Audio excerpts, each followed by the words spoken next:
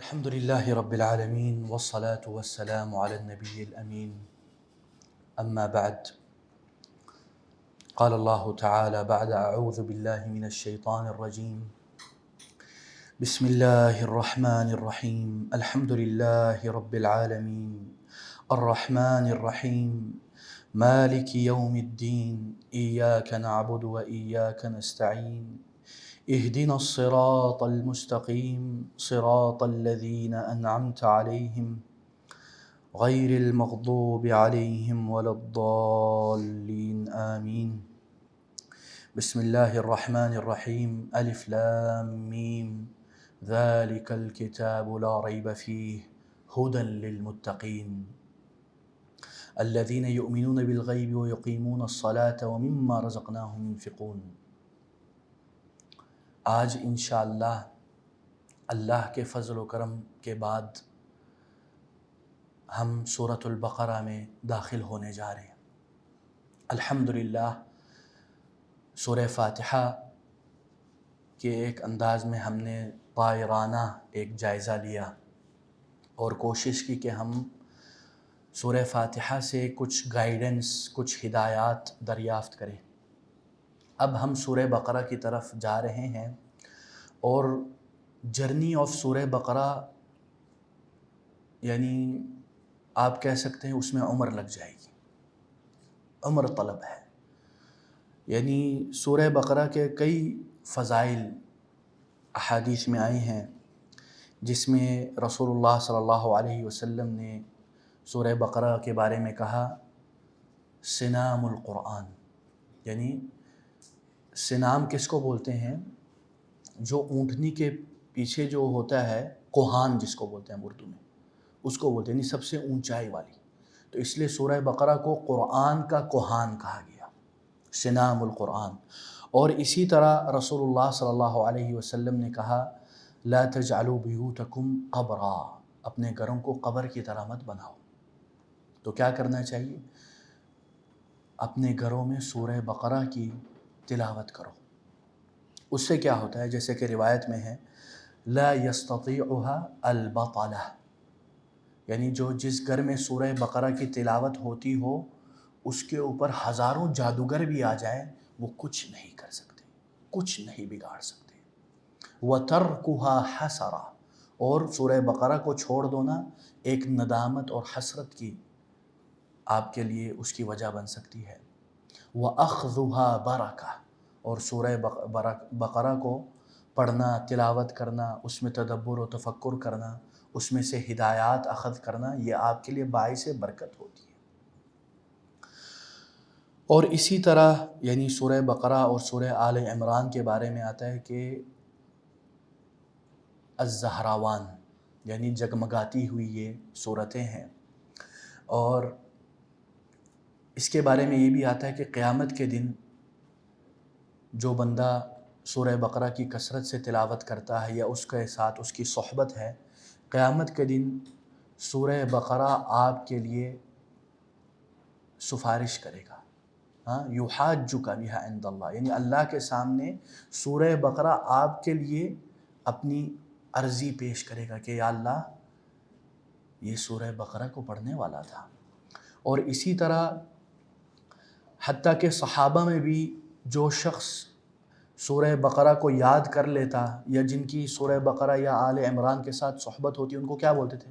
یا آل سورہ بقرہ، یا اصحاب سورۃ البقرہ، یعنی ان کو ایک خاص اہمیت دی جاتی تھی. حتیٰ کہ بعض روایات میں ہے کہ حضرت عمر رضی اللہ عنہ نے جب سورہ بقرہ کے اختتام کی یا اس کی ایک انداز میں تدبر و تفکر اور حفظ آپ کہہ سکتے ہیں، اس کے بعد انہوں نے ایک بہت بڑا ولیمہ رکھا اس خوشی میں کہ الحمدللہ آج میں نے سورہ بقرہ کی اتمام کر لی. اور ان کے یاد کرنے کا انداز کیا ہوتا تھا؟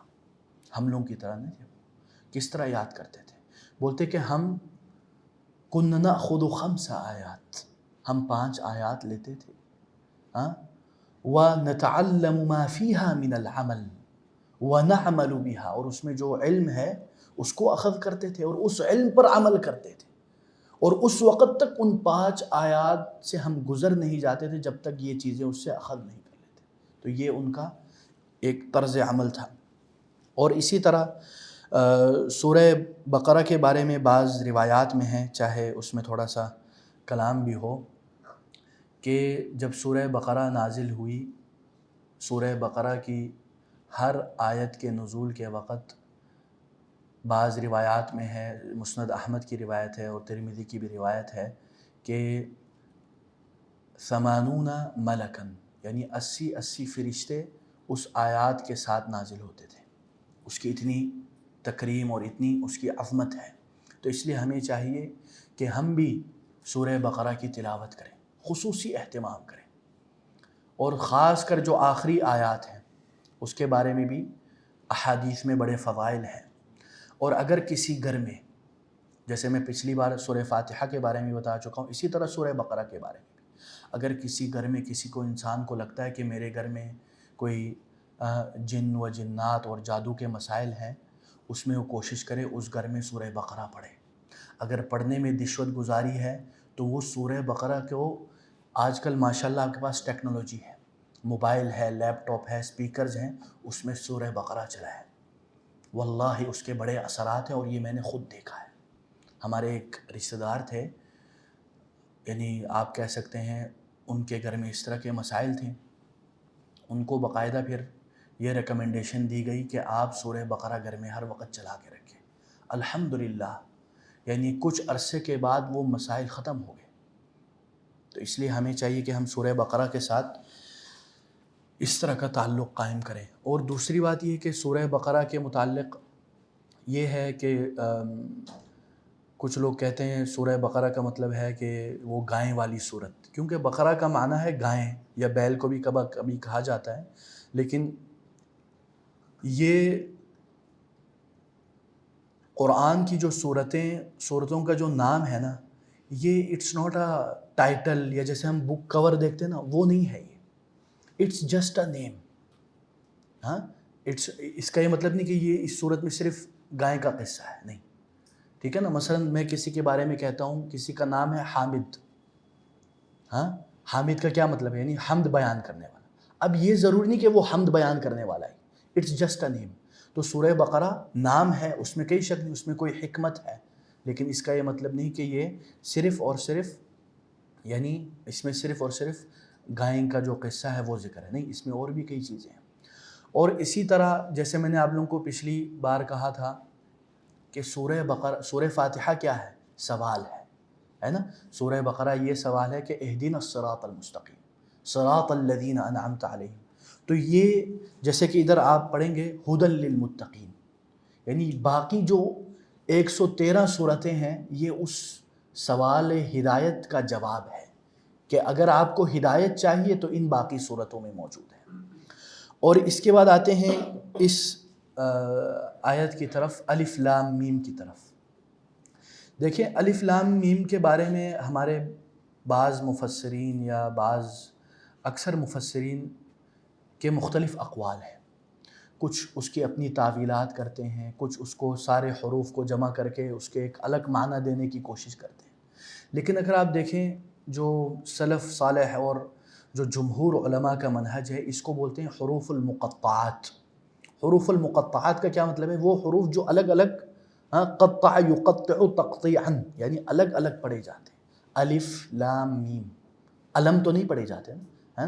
تو الف لام میم کا کیا معنی ہے؟ الف لام میم کے بارے میں اکثر جب ہم کہتے ہیں کہ اللہ اعلم بمرادہ، اللہ اس کا معنی جانتا ہے، تو ہمارے بعض احباب پوچھتے ہیں کہ سیف اللہ بھائی، اللہ تعالیٰ نے کیا قرآن کا کوئی، یعنی ہم تو کہتے ہیں کہ ہر لفظ کا معنی ہے، تو ادھر تو آپ بول رہے ہیں ہمیں نہیں پتہ. دیکھیں، ہمیں نہیں پتہ ہونے کا یہ مطلب نہیں کہ اس کا معنی نہیں ہے. اور دوسری بات ہے دیر از اے کانٹیکسٹ، ایک پوری قصہ ہے اس الف لام میم کے پیچھے. وہ کیا ہے؟ وہ یہ ہے کہ عرب جس زمانے میں، جس وقت میں یہ قرآن نازل ہوا کرتا تھا، اس وقت عرب سوچتے تھے کہ ہم امیر البیان ہیں، ہم زبان کے بادشاہ ہیں، ہم زبان کے شہنشاہ ہیں، فصاحت اور بلاغت ہم عرب پر ختم ہوتی ہے. ہم سے بڑا کوئی، ایک انداز میں متکبرانہ اور متجبرانہ ایک فیلنگز تھی. تو وہ ایک انداز میں ختم کرنے کے لیے اللہ تعالیٰ نے یہ الف لام میم اور اسی طرح باقی جو حروف المقطعات ہیں، وہ ایک انداز میں ان عربوں کو چیلنج ہے کہ جس عربیت پہ تم فخر کرتے ہو، انہی حروف، یہ جو 3 حروف ہے اس کے تم معنی بتا لو. اگر تم اتنے بڑے امیر البیان اور بلاغت اور فصاحت کے وہ ہو تو وہ پھر خاموش ہو جاتے ہیں. اس میں کوئی شک نہیں، بعض سلف یا صحابہ سے یہ روایات موجود ہیں کہ وہ کہتے ہیں کہ الف لام میم سر من اسرار اللہ، جیسے کہ جو آثار ہیں، روایات ہیں صحابہ کے متعلق، حضرت ابو بکر رضی اللہ عنہ یا بعض صحابہ کے متعلق، کہ وہ کہتے ہیں الف لام میم از سیکرٹ آف اللہ. ہاں اس میں کوئی شک نہیں، علماء نے کوشش کی ہے، اس کو ہم ایز اے استئناس یا سیکنڈری مفہوم لے سکتے، لیکن ہم یہ نہیں کہہ سکتے بالجزم کہ یہ الف لام میم کا مطلب یہی ہے. ٹھیک ہے. اس کے بعد آتے ہیں یعنی ذالک الکتاب لا ریب فیہ. دیکھیں اگر آپ میں سے کسی نے عربی پڑھی ہو، ھذا اور ذالکا، ھذا کا مطلب ہے یہ ہے نا، ذالک کا مطلب ہے وہ. اب ادھر نارملی اگر ایک طالب علم جو عربی جانتا ہے وہ کہے گا ادھر تو آنا چاہیے ھذا الکتاب، ادھر ذالک الکتاب کا کیا معنی ہے نا. تو اس میں دیکھیں یہ بلاغت و فصاحت کا ایک نقطہ ہے کہ جدھر ذالک آتا ہے نا، یہ مزید ایک انداز میں تاکید کے لیے ہے. یہی وہ کتاب ہے، یہی وہ کتاب ہے جس میں لا ریب فیہ، جس میں ذرہ برابر بھی شک نہیں. یعنی اس کا نارملی ہم لوگ کیا ترجمہ کرتے ہیں، یہ وہ کتاب ہے نا، یا یہ کتاب. اس کا یہ میں سمجھتا ہوں جو بعض محققین جو مترجمین ہیں وہ کہتے ہیں اس کا یہ ترجمہ ہونا چاہیے یہی وہ کتاب ہے، یا یہ وہ کتاب ہے جس میں کوئی شک نہیں. اللہ اکبر. اور ادھر پھر الکتاب کہا گیا. آپ لوگوں کو یہ بھی پتہ ہونا چاہیے کہ الکتاب اور کتاب میں کیا فرق ہے. ماشاءاللہ ہمارے پاس اسٹوڈنٹ آف نالج بیٹھے ہوئے ہیں. الکتاب اور کتاب، ایک کتاب کا مطلب ہے ان ناؤن، الکتاب کا مطلب ہے دا ناؤن، ناؤن. ٹھیک ہے، ایک اسپیسیفک معروف کتاب. تو ادھر اس سے یہ پتہ چلتا ہے کہ جو حضرت ابو بکر اور عمر رضی اللہ عنہ نے اس کو ایک کتاب میں جمع کیا، وہ بھی ایک انداز میں اللہ ہی کی مشیت تھی، نہ کہ وہ بدعت تھی جیسے کہ بعض لوگوں کا یہ سمجھنا ہے. اور لا ریبہ، لا ریبہ کا کیا مطلب ہے؟ رابہ یریبو، مطلب گمان یا شک، شبہ. یعنی یہ وہ کتاب ہے جس میں کوئی شک والی بات ہی نہیں ہے، یعنی ہر بات یقینی ہے. جب آپ کے اندر یہ شک کب پیدا ہوتا ہے، اور جب یہ پیدا ہوتا ہے تو آپ کے اندر اس کتاب پر اس طرح یقین پختہ نہیں رہتا جس طرح رہنا چاہیے. اور ہدایت نہیں پانے کی وجوہات میں سے ایک وجہ یہ بھی ہے کہ ہم، اللہ معاف کرے، ابھی تک ڈاؤٹ فل ہیں. We are still not sure that is it word of Allah or not. And this is the problem that we are not getting the guidance. ٹھیک ہے. اور لا ریب فیہ، اس میں کوئی شک نہیں. کس بارے میں کوئی شک نہیں؟ جیسے کہ اللہ تعالیٰ سورہ سجدہ میں فرماتے ہیں تنزیل الکتاب لا ریب فیہ من رب العالمین، یعنی اس میں کوئی شک نہیں کہ یہ جو اللہ کا جو کلام ہے یہ حقیقتاً، اس لیے میں نے پہلے بھی آپ لوگوں کو یاد ہو، بار بار میں یاد دلاتا ہوں کہ حقیقتاً یہ اللہ کا کلام ہے. اللہ نے حقیقتاً یہ کہا ہے، ان ریئلٹی. تو یہ شعور آپ کے اندر آئے گا تو ہدایت پائیں گے، ورنہ ہدایت میں کمی رہ جائے گی. اور پھر جب آپ اس کے اوپر یقین کامل کر لیں گے تو کیا ہوگا؟ پھر جیسے کہ اللہ تعالیٰ فرماتے ہیں ھدی للمتقین، پھر آپ ہدایت پائیں گے جب آپ کے اندر یہ یقین پیدا ہو جائے گا کہ یہ حقیقتاً اللہ کا کلام ہے. and there is no doubt, little bit doubt also not there. ٹھیک ہے نا. لا ریب فیہ ہدی للمتقین. اور دوسری جو آیت ہے اس میں ہدی للناس. ٹھیک ہے, متقین کے لیے بھی ہدایت ہے اور عام لوگوں کے لیے بھی ہدایت ہے, لیکن جس طرح متقین اس سے ہدایت پاتے ہیں ان کا لیول الگ ہے, اور جس طرح عام عوام ہدایت پاتے ہیں وہ بھی الگ ہے. ٹھیک ہے. اور اس کے بعد آتے ہیں کن کے لیے یہ ہدایت ہے؟ متقین کے لیے.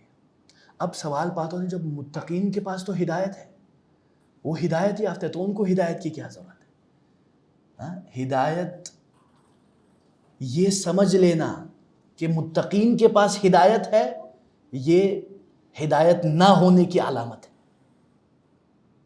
جو یہ سمجھ لینا کہ خلاص میرے پاس ہدایت ہے, میں ہدایت یافتہ ہوں, میں انشاءاللہ, یہ سمجھنا ہی مسئلہ ہے.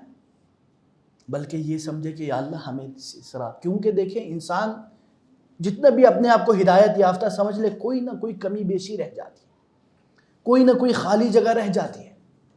تو یہ ہدایت مانگنے کا مطلب یہی ہے. اور اس کے بعد آتے ہیں کن کے لیے ہدایت ہے؟ الذین یؤمنون بالغیب. الذین یؤمنون بالغیب, کن لوگوں کے لیے؟ اور یہ سب سے پہلے ذکر آیا ہے یؤمنون, جو ایمان رکھتے ہیں کس پر؟ بالغیب. بالغیب کا کیا مطلب ہے؟ جو آپ سے اوجل ہے, جو آپ کو نظر نہیں آتی, unseen stuff. ایمان کا امتحان کب ہوتا ہے؟ ایمان کا امتحان اس وقت ہوتا ہے جب آپ کو unseen stuff پر ایمان لانا پڑتا ہے. اس لیے لوگ بولتے ہیں نا, how you can believe in unseen stuff. This is the examination of your iman. Why? Because if you believe that this is word of Allah, then you have to believe in unseen stuff that Allah told you that you have to believe in it. کیونکہ یہ ایک building ہے, building کی بیس کیا ہے؟ الایمان باللہ. اور ایمان کے جیسے آپ لوگوں کو پتا ہے, جیسے حدیث جبریل الطویل, بڑی معروف حدیث ہے, جس میں حضرت جبریل آتے ہیں اور کہتے ہیں مل ایمان, ایمان کیا ہے؟ ایمان کیا ہے؟ تو کیا کہتے ہیں رسول اللہ صلی اللہ علیہ وسلم؟ کہتے ہیں الایمان باللہ وملائکتہ وکتبہ ورسلہ وبالیوم الآخر وان تؤمن بالقدر خیرہ وشرہ. یہ سارے ایمان کے تقاضے, اور یہ سارے کیا ہے؟ ایک انداز میں غیب ہے, ایک انداز میں. لیکن غیب کا یہ مطلب نہیں کہ there is no evidence of that. unseen کے کوئی نہ کوئی ایویڈنس ہوتے ہیں, بس یہ کس کے لیے ہے ایویڈنس؟ ان لوگوں کے لیے جن کے پاس سلیم العقل سلیم الفطرت ہے, برین واشڈ نہیں ہے. ان کے لیے آسان ہوتا ہے اللہ پر ایمان رکھنا. اگر آپ آج ہمارے یونیورسٹیز میں یا اسکولوں میں کالجز میں یہ ایتھیزم اور ایگنوسٹک تھاٹس پائے جاتے ہیں, کیوں پائے جاتے ہیں؟ بیکاز ان کو فیڈ کیا گیا ہے, ان کے اندر شکوک و شبہات ڈالے گئے ہیں, یا ان کے پاس علم کم تھا, کسی نے شبہ پھینکا اور وہ دل میں بیٹھ گیا. لیکن اگر آپ ایک بہت ہی, جس کو ہم بولتے ہیں پور ولیج, غریب گاؤں, یار فقیر لوگ کیسے جیتے ہیں, یہ سمجھ, لیکن ان کا ایمان آپ سوچیں, ان سے آپ ان کے ایمان کے بارے میں سوچیں, پوچھیں آپ, ان کا ایمان واللہ پہاڑوں کی طرح پختہ ہوتا ہے. کیوں؟ دے آر ناٹ برین واشڈ. وہ اس ماحول, اس انوائرمنٹ میں رہی نہیں. وہ صبح شام ان پہاڑوں کو دیکھ رہے ہیں جس کو دیکھ کے اللہ کی عظمت پتہ چلتی ہے. تو اس لیے ہمیں چاہیے کہ ہم ان بارے میں بھی جانیں. الایمان باللہ, اللہ پر ایمان رکھنے کا کیا مطلب ہے؟ رسولوں پر ایمان رکھنے کا کیا مطلب ہے؟ ہاں، کتابوں پر ایمان رکھنے کا کیا مطلب ہے؟ These are the basics. And افسوس سے کہنا پڑتا ہے کہ we don't know these basics. اگر بیسک ہی نہیں پتا پھر ہم مختلف اور مسائل میں پڑ جاتے ہیں. ہاں، سیف اللہ بھائی اس عالم نے یہ کہا، اس نے یہ کہا، پھڈے کروانے شروع ہو جائے، اختلافی مسائل. یار جو بیس ہے وہ تو مضبوط کرو پہلے. ہماری بیس ہی مکمل نہیں ہے، بیس ہی موجود ہونی ہے، تو آپ اس کے اوپر بلڈنگ کیسے کھڑے کر سکتے ہیں؟ تو اس لیے ہمیں چاہیے کہ ہم اس بارے میں انشاءاللہ سیکھیں. اور اس پہ ہمارا تقریباً ہم نے 40 نویہ کی جو سیریز کی تھی اس میں اس حدیث پر ڈیٹیل ہمارا لیکچر موجود ہے اگر آپ لوگ دیکھنا چاہیں. اس کے بعد اللہ تعالیٰ کہتے ہیں بالغیب، اور یہ سب سے پہلے ذکر ہوا ہے. اس سے پہلے ذکر ہوا ایمان، اس کے بعد ہوا بالغیب، یعنی غیب پر ایمان لانا. اور اس کے بعد کیا کہتے ہیں اللہ تعالیٰ؟ وَيُقِيمُونَ الصَّلَاةَ، اور نماز کو قائم کرتے ہیں. ہاں، نماز کو پڑھتے نہیں کہا، یہ کہہ سکتے تھے نا اللہ یہ بھی کہہ سکتے ہیں کہ نماز کو قائم کرنا کہا ہے اللہ تعالیٰ نے. قائم کرنے کا کیا مطلب ہے؟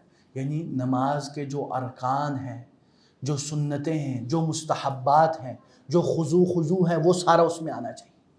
ایک بندہ آیا رسول اللہ صلی اللہ علیہ وسلم کے دربار میں اور وہ نماز پڑھنا شروع ہو گیا. نماز کے بعد رسول اللہ صلی اللہ علیہ وسلم نے اس بندے سے کیا کہا؟ جب سلام کیا اس بندے نے تو رسول اللہ صلی اللہ علیہ وسلم نے کہا کیا کہا بیٹا بتاؤ؟ اے ہے کیا بات ہے، ماشاءاللہ بیٹے نے، شاباش ماشاءاللہ، good answer, I like that.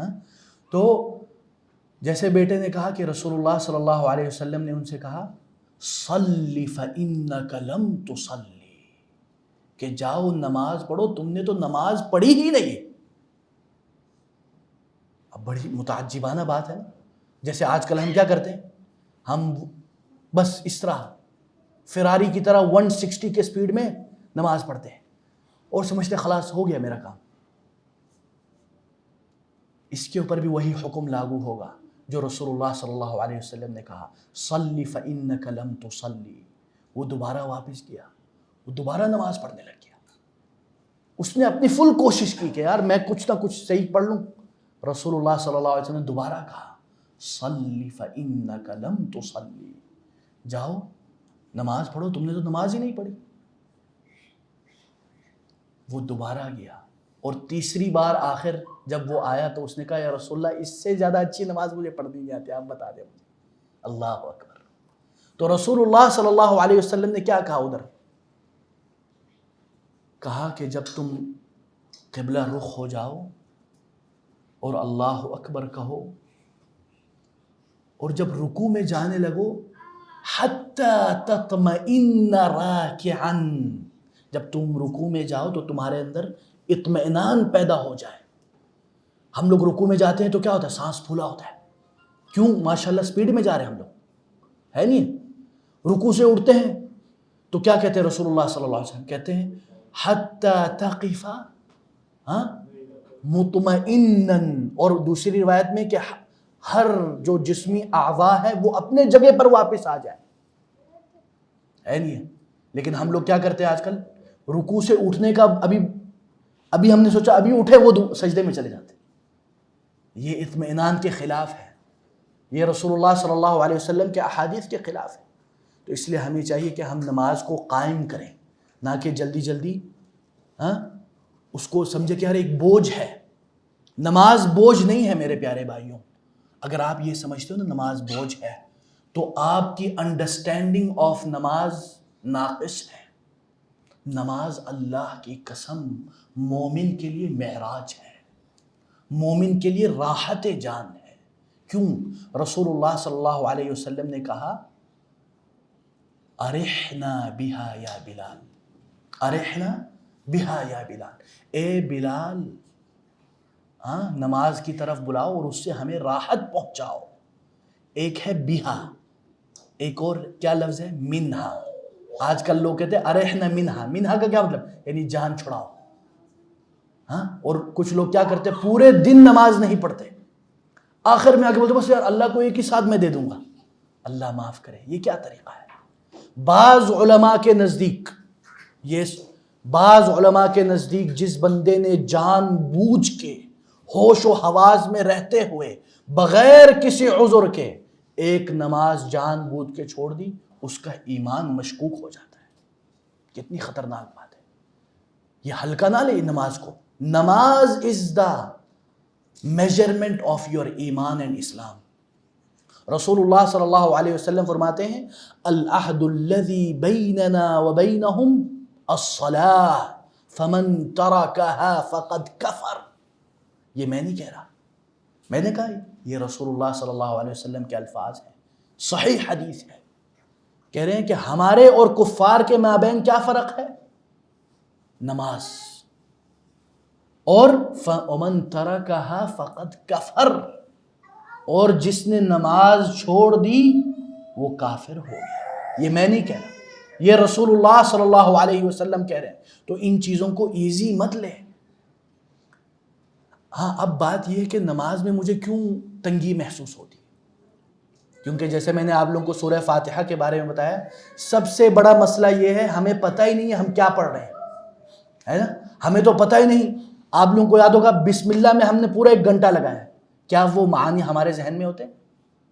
ہاں. یا الحمدللہ رب العالمین میں ہم نے پھر 1 گھنٹہ لگایا, کیا اس کے معانی ہمارے ذہن میں ہوتے؟ یہی وجہ ہے. ورنہ اللہ کی قسم نماز میں ایسا راحت, ایسا اطمینان, اور آپ کو وہ فل ریچارج کر دیتا ہے, فاسٹ چارجنگ 100% قسم سے. اور ایک بندہ ہے احمد الشگیری کر کے, سعودی عرب میں, اس کا ایک پروگرام چلتا تھا. اس نے باقاعدہ یہ جاپان میں جا کے نماز کو سائیکولوجیکلی ٹیسٹ کیا کہ نماز سے انسان کی سائیکولوجی پر کیا اثر پڑتی ہے, مائنڈ سیٹ پر. اور یہ باقاعدہ موجود ہے ریسرچ کے ساتھ. وہ یہ برین پہ کوئی تار شار لگاتے اس طرح کی چیزیں, اب مجھے نہیں پتہ اس کو کیا کہتے ہیں آپ لوگ کے میڈیکل ٹرم میں. اس نے دکھایا کہ بندہ فل سٹریس میں آیا ہے, اور نماز جس طرح پڑھنا چاہیے, جس اطمینان خشوع کے ساتھ پڑھنا چاہیے, اس بندے نے اس طرح پڑھی. وہ جو جاپانی تھے وہ لوگ حیران ہو گئے, بولتے ہاؤ از اٹ پاسبل. انسان واللہ زندگی کے سٹریس ختم ہو جاتے. اسی لیے رسول اللہ صلی اللہ علیہ وسلم نے کہا ارحنا بہا, کہ ہمیں نماز سے راحت پہنچاؤ. اور اس کے بعد پھر اللہ تعالیٰ فرماتے ہیں وَمِمَّا رَزَقْنَاهُمْ يُنْفِقُونَ. اس کا کیا مطلب ہے؟ اور جو کچھ ہم نے انہیں دیا ہے. کس نے ہمیں دیا؟ اللہ نے ہمیں دیا ہے.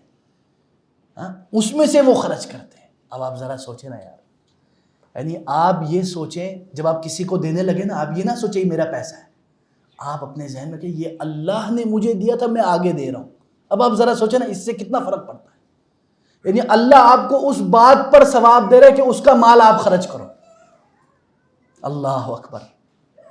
اس مائنڈ سے آپ جب خرچ کریں گے نا, آپ کے دل میں کبھی بھی کوئی مسئلہ نہیں. حذیفہ بھائی کھیلنے دو بچوں کو یار, نو پرابلم. دے آر بچہ, this is their naturality, we should enjoy this. ہاں, نو پرابلم, نو پرابلم. ماشاء اللہ. وہ چلیں جو بھی ہو, المہم. تو ہم لوگ کے دیکھیں نا, اگر آپ اس ذہن سے جب آپ کوئی بندہ مانگنے آتا ہے نا, آپ اس کا شکریہ ادا کریں کہ آپ کا بہت شکریہ کہ آپ مجھ سے مانگ رہے ہیں, کیونکہ ہو سکتا ہے جو میں ابھی آپ کو دے رہا ہوں اس وجہ سے میں جنت پالوں. اللہ اکبر. اس طرح آپ کے ذہن میں کبھی کوئی احسان جتانے کا رہے گا ہی نہیں. کبھی آپ یہ نہیں سوچو گے یار میں نے تم کو اس دن دیا تھا, یاد ہے. زندگی ذلیل کر دیتے ہیں ہم لوگ, خدا کی قسم. کسی کو کچھ دے دیا نا, 10 سال کے بعد بھی یاد رہتا ہے. وہ بندہ بولتا ہے کاش اس نے مجھے دیا تھا, کاش میں نے اس کو دیا ہوتا. ایسا ہوتا ہی نہیں ہوتا. واللہ ہم لوگوں کے اندر احسان جتانے کے بڑے صاف بات ہے. ہم بھی کوئی دودھ کے نہیں دلے ہوئے. ہاں, ہر کوئی اپنے گریبان, میں اپنے گریبان میں جاؤں. ہم کسی کو دیتے نا کوئی مثلا یار چلو, یعنی ایک دفعہ اللہ معاف کرے, ایک بندہ کسی کو واللہ اس نے 10 روپے یا 100 روپے دیے ہوں گے. اس بیچارے کو ذلیل کر دیا. اس بندے نے کیا کیا؟ واپس 1000 روپے دے، بولے یار یہ لو یار جان چھڑاؤ. ہاں اتنا بندے کو ہم لوگ ذلیل کر دیتے ہیں. مثلا ہمارے پاس کچھ احباب ہیں جن کے گھر میں ملازمین ہوں گے یا کوئی ڈرائیور ہے، خادمہ ہے، ہم نے ان کو ہم اپنے پھٹے ہوئے کپڑے بھی دے دیے نا، وہ یار میں نے تمہیں پچھلے سال وہ کپڑے دیے تھے، اس کا تم نے کیا کیا؟ ہاں وہ تم پہن کے نہیں آئے یار، وہ مجھے نظر نہیں آیا. اب دیکھیں نا، یہ ایک انداز میں آپ اس کو نیچا دکھا رہے ہیں. لیکن اگر یہ مائنڈ سیٹ ہوا نا، آپ کبھی نہیں پوچھو گے. اس لیے اپنا مائنڈ سیٹ چینج کرے دیتے وقت کہ یہ اللہ کیوں، جیسے اللہ تعالیٰ دوسری آیت میں فرماتا ہے نا انا للہ. اس کا کیا مطلب ہے؟ کہ یہ جو ہمارا جسم ہے، ہمارا مال ہے، یہ ہمارا نہیں ہے. در حقیقت these properties and everything that I have, it's belong to Allah. اس لیے جو آج کل، اسی لیے بعض علماء میں اسی وجہ سے اختلاف ہے نا، اسی آیات کی وجہ سے، کہ یہ جو ہم آرگنز کی ڈونیشن کرتے ہیں تو وہ بولتے ہیں یار you don't own it, so how you can donate some thing you don't own it. چاہے وہ کلام تھوڑا مرجوح ہو، لیکن میں آپ لوگوں کو یہ بتا رہا ہوں کہ ان کا نظریہ کیا ہے. Why they are saying it's not allowed? Because of this. تو اس لیے ہمیں چاہیے کہ ہم کسی کو دیتے ہوئے زیادہ احسان نہ جتائیں. بلکہ ایک اور بات، جب آپ کسی کو دیتے ہیں نا اللہ کے نام پہ اور بعد میں اس کا احسان جتاتے ہیں، آپ کا وہ عمل باطل ہو جاتا ہے. It's vanished, finished. بٹ اور یہ بھی بعض آثار میں ہے کہ وہ آپ کے لیے قیامت کے دن وبال جان بھی بن سکتا ہے. اور ایک اور بات، اس میں مجھے ایک اور حدیث یاد آ گئی کہ رسول اللہ صلی اللہ علیہ وسلم نے فرمایا کہ جو بندہ کسی کو دیتا ہے، العائد فی ہبتہ کالکلب یقیء ثم یعود فیہ. یہ بڑی سخت حدیث ہے، ہو سکتا ہے آپ لوگوں کو تھوڑا ہضم نہ ہو، لیکن حدیث ہے. حدیث کے سامنے سر تسلیم خم، کہ جو بندہ کسی کو کچھ دیتا ہے اور واپس لے لیتا ہے، یہ اسی طرح ہے جس طرح ایک کتا اپنے منہ سے کچھ نکالتا ہے اور اس کو واپس لے لیتا ہے. کتنی خطرناک بات ہے. یہ صحیح حدیث ہے. اس لیے آپ اگر کسی کو کوئی تحفہ دیں، خبردار واپس نہ لے، اللہ کے لیے چھوڑ دے. چاہے کبھی ایسا ہوتا ہے بندہ جوش جذبے میں نا کیا کرتا ہے، ایمان آج تازہ ہے تو بولتے ہیں یار سیف اللہ بھائی یہ لے میری طرف سے آپ کو یہ. ہاں 2-3 دن کے بعد اس کو ریگریٹ ہوتا ہے، یار یہ غلطی ہو گئی، یار یہ نہیں دینا چاہیے تھا اس کو. تو وہ آپ کو ڈائریکٹ یا انڈائریکٹلی آپ کو اشارتاً کہتا ہے. اب میں ایز ایک مثلا اپنے آپ کو، اگر میں اپنی عزت نفس کو وہ رکھنا چاہوں تو میں تو واپس کر دوں گا، صاف بات، لیکن اس کے لیے یہ وبال جان بن جائے. تو اس لیے آپ لوگ کوشش کریں، اگر آپ نے دینا بھی ہے، جوش آ گیا تو اس کو کنٹرول کر کے سوچ سمجھ کے دیں. یہ نہ ہو بعد میں آپ کو ریگریٹ ہو. وہ دینا ہی کیا جس کے دینے کے بعد آپ کو افسوس ہو. ٹھیک ہے، بارک اللہ فیکم. اچھا جی، اس کے بعد اللہ تعالیٰ فرماتے ہیں والذین یؤمنون بما انزل الیک، والذین یؤمنون بما انزل الیک، اور وہ ایمان لاتے ہیں کس بات پہ؟ بما انزل الیک، نزل ینزل نزولا، جو نازل ہوا تیرے اوپر. ہاں اللہ کے نبی پر جو آیات نازل ہوئی اور جو احادیث نازل ہوئی، اس کے اوپر ایمان لانا بھی ہمارے ایمان کی علامت میں سے ہے، بلکہ ارکان الایمان میں سے. ہم نے بھی پڑھا نا الایمان بالرسل، رسولوں پر ایمان لانے کا کیا مطلب ہے؟ کہ جو پیارا نبی کہے اس کے سامنے سر تسلیم خم کر لے. ہم نے یہ نہیں کہنا اللہ اکبر ماشاء اللہ کیا خوبصورت آواز ہے. یعنی ہم لوگوں نے یہ نہیں کہنا کہ اگر ہمارے پاس کوئی حدیث آئے ہم کہیں کہ سیف اللہ بھائی یہ تو میرے برین میں جاری نہیں ہے. اٹس ناٹ ریشنل برو. یہ کیوں ریشنل نہیں لگتی آپ کو؟ بات یہ ہے نا، قرآن کی ہر آیت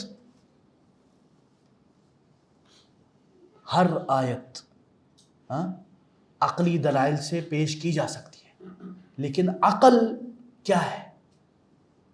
حاکم نہیں ہے. عقل is not a king here. Quran and کلام اللہ is the حاکم. عقل جو ہے، your brain is just a Khadim. It's a slave of Allah. So how the slave become a master, a lord? No. دوسری بات، ایک اور بات یاد رکھیں، دیکھیں قرآن اور حدیث کبھی بھی عقل کے خلاف نہیں جا سکتی، لیکن کس کا عقل؟ اسی بات پر شیخ الاسلام ابن تیمیہ نے 5 والیومز کے اتنی بڑی کتاب لکھی، درء تعارض العقل والنقل. بڑے بڑے علماء پڑھ کے حیران رہ جاتے ہیں. اس کا خلاصہ یہ ہے کہ جس بندے کے پاس یعنی ان میں ان کا جو کوٹ ہے وہ مجھے بھی یاد تھا، ذہن سے بھی نکل گیا. یعنی بولتے ہیں النص الصریح لا یخالف العقل السلیم. النص الصریح لا یخالف العقل السلیم، یعنی جو صریح، واضح، صحیح جو آیت یا حدیث ہوتی ہے وہ صحیح حدیث، قرآن تو سارا صحیح ہے، یعنی جو صحیح احادیث ہیں وہ کبھی بھی سلیم الفطرت عقل کے خلاف نہیں جا سکتی، کامن سینس کے خلاف نہیں جا سکتی. اب جب کوئی بندہ آتا ہے کہ میرے دماغ میں نہیں گھس رہا، تو یہ آپ کے دماغ میں نہیں گھس رہا، باقی سب کے دماغ میں چل رہا ہے. اس کی کیا وجہ ہے؟ اکثر اس کی وجہ جو ہے نا، میں نے جیسے آپ لوگوں کو کہا بیس کلیئر نہیں ہوتی. Because he have some doubts about Allah, he is seeing this. اگر اس کا جو ڈاؤٹ ہے وہ کلیئر کر لے تو سب کچھ کلیئر ہو جاتا ہے. ٹھیک ہے میرے پیارے بچوں؟ اچھا جی. اور اس کے بعد آتے ہیں اس طرف کہ وما انزل من قبلک، اور آپ سے جتنی بھی پہلے نازل کردہ چیزیں، اس جو کتابیں ہیں اس پر بھی ایمان لانا ہمارا حصہ ہے، ہمارے ایمان کا حصہ ہے. جو اتاری گئی ہے، نہ کہ وہ جو ابھی ہمارے ہاتھوں میں موجود ہے. ان دونوں میں فرق رکھنا چاہیے. بیکاز سم ٹائم آور برادر سے آئی بلیو ان بائبل،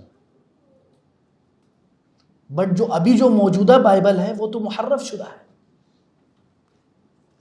ہم اس کتاب مقدس پر ایمان لاتے جو اللہ تعالیٰ نے نازل کیا، حضرت موسیٰ پر یا حضرت عیسیٰ پر. کیونکہ قرآن نے خود کہا ہے کہ آج کل جو موجودہ آسمانی کتابیں ہمارے پاس موجود ہیں وہ محرف شدہ ہے، اس کی اوتھینٹکسٹی مشکوک ہے. اس کی ڈیٹیلز ایک بہت بڑے عالم دین ہیں جن کی کتابوں کو پڑھ کر شیخ احمد دیدار اور ڈاکٹر ذاکر نائک ڈیبیٹس کرتے ہیں. وہ کون سی کتاب ہے؟ وہ کتاب ہے اظہار الحق. یہ اردو میں بھی ہے، عربی میں بھی ہے. یہ مولانا رحمت اللہ کیرانوی ان کی کتاب ہے. اس میں ان کے بڑے مفصل دلائل موجود ہے، جس کی بنیاد پر یہ پتہ چلتا ہے کہ موجودہ جو بائبل ہے یا موجودہ جو آسمانی کتب ہے جو پچھلے نبیوں پر اتاری گئی تھی وہ محرف شدہ ہے. اور اسی طرح اس کے بعد اللہ تعالیٰ فرماتے ہیں وَبِالْآخِرَةِ هُمْ يُوقِنُونَ، اور آخرت پر کیا کرتے ہیں؟ ابھی تک ایمان کی باتیں چل رہی ہیں، کیونکہ دس از دا بیس. ہو سکتا ہے کچھ کہیں یہ تو ہمیں پتہ ہے. پتہ ہونے کا یہ مطلب نہیں کہ ہم اس کو ریپیٹ نہ کریں. قرآن کا یہ ایک طریقہ ہے، بار بار یاد دلاتا ہے. کیوں؟ انسان بار بار بھول جاتا ہے. انسان کا مادہ کدھر سے اخذ کیا گیا ہے؟ من النسیان. نسیان کا کیا مطلب ہے؟ بھول جانا. الانسان بلکڑ، میں یہ کہتا ہوں بلکڑ، ہم بار بار بھول جاتے ہیں. وخلق الانسان ضعیفا، کمزور بھی ہے اور عجول بھی ہے، جلد باز بھی ہے. ہم لوگ کا یہ مسئلہ، ہم لوگ جلد باز ہیں. ہم لوگ چاہتے ہیں ایک ہی رات میں مفسر قرآن بن جاؤں. سیف اللہ بھائی آپ نے ایک آیت ایک پورا لیکچر لگا دیا. جلدی ختم کریں، نہیں، کوئی جلدی نہیں، ہم جلد بازی نہیں کرنی. اسی لیے ایک حدیث میں ہے کہ العجلۃ من الشیطان، العجلۃ من الشیطان، چیزوں میں جلد بازی یہ شیطان کی طرف سے ہے. والاناۃ من اللہ، اور چیزوں کو آرام سے لے کے چلنا یہ اللہ کی طرف سے. تو اس لیے ہم لوگ کو جلد بازی نہیں کرنی چاہیے. ادھر جو میں نے آپ لوگوں کو کہا وَبِالْآخِرَةِ هُمْ يُوقِنُونَ، آخرت پر یقین کر لینا. یہ کہنا بڑا آسان ہے، اللہ کی قسم کہنا بڑا آسان ہے، پڑھنا بھی بڑا آسان ہے، مجھے آپ لوگوں کو بتلانا بھی بڑا آسان ہے، لیکن اس کے اوپر یقین رکھنا نا یہ امتحان ہے. اگر ہم کما حقہ یقین کر لینا، اللہ اکبر، ہماری زندگی سنور جائے واللہ. تو اس لیے آپ سب کوشش کریں اور آخرت پر اور ان چیزوں پر کیسے یقین پختہ کریں، کیونکہ انسان ہے. آپ لوگ کو یاد ہوگا پچھلے لیکچر میں نے نافقہ حنظلہ والی حدیث سنائی تھی، یاد ہے نا آپ لوگ کو؟ یا وہ بھی بھول گئے بلکڑن؟ یعنی انسان بھی کبھی کبھی ماشاءاللہ ایمان بڑا ہائی ہو جاتا ہے، ایک ہی دن میں زاہد عابد صالح 1000 رکعتیں پڑھنے کی نیت کرتا ہے، اگلے دن فنش، وہ بالون سے ہوا نکل جاتی ہے. انسان ہے نا، تو وہ بار بار کیسے اپنے آپ کو پختہ کرے. یہ ریمائنڈرز آف قرآن، یہ قرآن ریمائنڈر ہے کن لوگوں کے لیے جو بھول چکے ہیں، جو غافل لوگ ہیں. ہم غافل لوگ ہیں، اللہ کی قسم ہمیں پتہ نہیں کہ ہمیں کیا پتہ ہونا چاہیے تھا. غفلت کی انتہا ہے. تو اللہ تعالی ہمیں اس غفلت کو نارملائز کرنے سے بچائے، کیونکہ ہم نے غفلت کو نارملائز کر دیا ہے.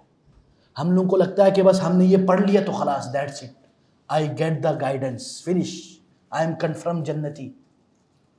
ایسا ہرگز نہیں ہے. تو ہر وقت اپنے اندر ایک خوف اور ایک امید یہ لے کے چلنا پڑتا ہے، یہ کشمکش ہونی چاہیے. کیونکہ بہت سے ہمارے احباب ہیں وہ بولتے ہیں، یا میں خود بھی بولتا ہوں، ہمارے طلال بھائی بیٹھے ہوئے میں ان کو کبھی بولتا ہوں کہ مجھے ڈر لگتا ہے، کبھی تو ہمارے طلال بھائی بولتے ہیں کہ سیف اللہ بھائی یہ ڈر لگنا بھی اچھی بات ہے،